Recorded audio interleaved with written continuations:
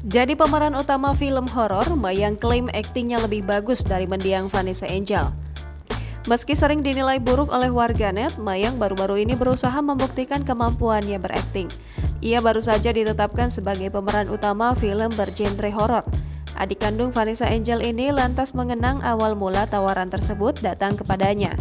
Menurut Mayang, ayahnya lah yang mengabarkan adanya tawaran film itu. Mayang juga tak serta-merta mengambil tawaran tersebut. Dalam memainkan film ini, Mayang mengaku memiliki tantangan untuk belajar akting seperti kakaknya.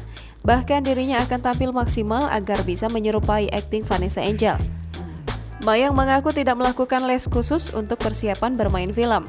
Ia menuturkan hanya melakukan persiapan memperbanyak menonton film horor. Dalam film horor yang berjudul Leak Kajeng Kliwon, Mayang menjadi pemeran utama sebagai warga Bali.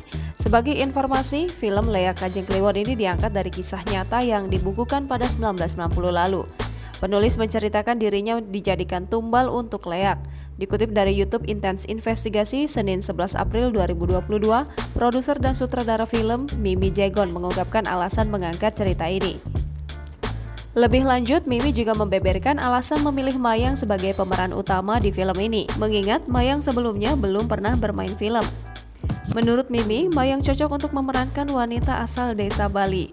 Selain itu, akting Mayang pun berhasil meyakinkannya. Jangan lupa subscribe, share, komen, dan like ya!